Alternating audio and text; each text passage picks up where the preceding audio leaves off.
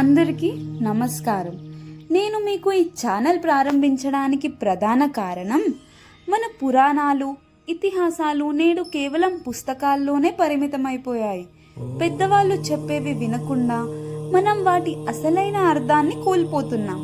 అయితే రామాయణం, మహాభారతం, భాగవతం ఇవన్నీ కేవలం కథలేనా? ఇవి కేవలం పురాణ గాథలు కాదు. వీటిలో గొప్ప రహస్యత దాగున్నాయి. ధర్మం, జీవితం, భవిష్యత్తుకి మార్గదర్శనం అన్నీ ఇందులో ఉన్నాయి. ఈ ఛానల్ మనం పురాణాల్లో దాగి ఉన్న అసలైన అర్థాన్ని సులభమైన భాషలో ఆసక్తికరంగా చెప్పుకోబోతున్నాం. మన తెలుగు పురాణాల అద్భుతాన్ని తెలుసుకోవాలంటే ఇప్పుడే సబ్స్క్రైబ్ చేసి బెల్ ఐకాన్ నొక్కండి. ఈ ప్రయాణాన్ని కలిసి ప్రారంభిద్దాం. శ్రీరాముని జన్మ రహస్యం మీకు తెలుసా? శ్రీరాముని జననం వెనుక దాచిన నిజాలు ఏమిటి? ఇవన్నీ తెలుసుకోవాలంటే ఇక వీడియో మొదలు పెడదాం.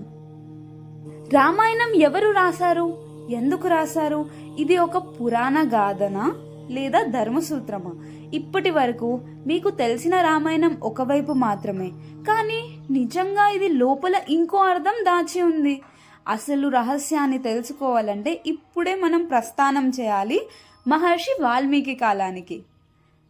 తెలుగు పురాణాలు ఎపిసోడ్ 1, వాల్మీకి మహర్షి రామాయణం పుట్టుక కథ. అసలు వాల్మీకి మహర్షి ఎవరు? ఆయన స్టోరీని తెలుసుకుందాం. ఒకప్పుడు రత్నకరుడు అనే దొంగ ఉన్నాడు. అతనికి జీవితం అంటే పొగరు, దొంగతనం, దారి తప్పిన మార్గం. అతనికి ఒకే నమ్మకం ఉండేది, బలం ఉంటేనే మనం బ్రతకగలం.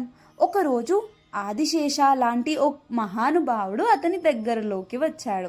ఆయన మరెవరో కాదు, నారద మహర్షి. అప్పుడు నారదుడు ఇలా అంటాడు, ఓ రత్నకర, నీవు చేయగలిగిన గొప్ప పని ఏదో తెలుసా? అప్పుడు రత్నకరుడు ఇలా అంటారు, నాకు ఒకటే పని తెలుసు, దోచుకోవడం, బలవంతంగా బ్రతకడం. అప్పుడు నారదుడు ఇలా ప్రశ్నిస్తాడు, నీ కుటుంబం నీ పాపాల్లో పాలు పంచుకుంటుందా? రత్నకరుడు షాక్ అయ్యి అతను వెంటనే ఇంటికి వెళ్ళి అతని కుటుంబాన్ని ఇలా అడుగుతాడు. అప్పుడు ఒక్కరు కూడా ఒప్పుకోరు. ఆ క్షణమే అతనికి జీవితం మారిపోయింది. ఆ క్షణమే రత్నకరుడికి నిజమైన కళ్ళు తెరుచుకున్నాయి. ఆ మహా దొంగ ఓ మహర్షిగా మారిపోయాడు. అప్పుడు తపస్సు చేసుకుంటూ వాల్మీకంలో వృత్తిని మర్చిపోయి వాల్మీకి మహర్షి అయ్యాడు. ఇప్పటి వరకు ఇక్కడ వాల్మీకి కథ, కానీ ఇప్పుడు అసలు పాయింట్లోకి వచ్చేద్దాం. ఒకరోజు వాల్మీకి మహర్షి ఆశ్రమం దగ్గర గంగా నదికి వెళ్తున్నాడు.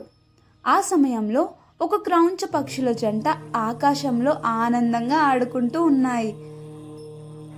ఒక వేటగాడు మెల్లిగా వచ్చి ఒక్కసారిగా ఢామ్ ఒక పక్షిని బాణంతో కొట్టేశాడు.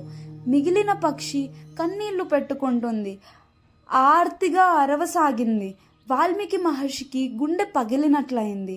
ఆయన ఒంటరిగా భూమిపైనే ఒక మాట అన్నాడు, మనిషి భూమిపైనికి పుట్టాడంటే ప్రేమ పరిరక్షించడానికి. ఒకరికి బాధ కలిగిస్తే అది జీవితం కాదురా. ఈ మాట ఒక ఛందస్సుగా బయటపడింది. ఇది భగవంతుని ఆశీర్వాదమే అంటారా?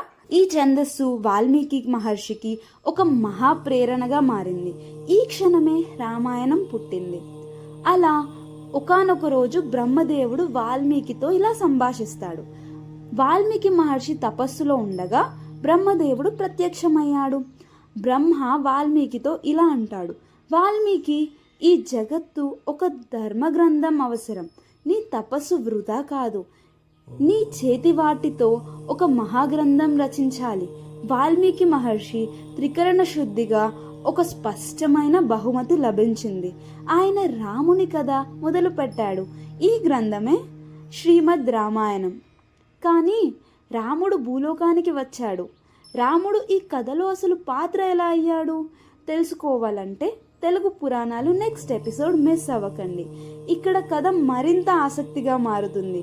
రాముడు జన్మ అయోధ్య సంబరాల్లో మునిగిపోయింది. కానీ విశ్వామిత్రుడు ఏం అడుగుతున్నాడు? రాముడు చిన్న వయసులోనే మంత్రబలాన్ని నేర్చుకోవాలా? అది తెలియాలంటే రేపటి ఎపిసోడ్ మిస్ అవ్వకండి. ఇలాంటి గొప్ప కథల కోసం లైక్ చేయండి, షేర్ చేయండి అండ్ సబ్స్క్రైబ్ చేయండి. రేపు కలుసుకుందాం. ఓ మహాఘట్టం మీకు తెలియజేస్తా. ఇట్లు మీ తెలుగు పురాణాలు. ఇక సెలవు.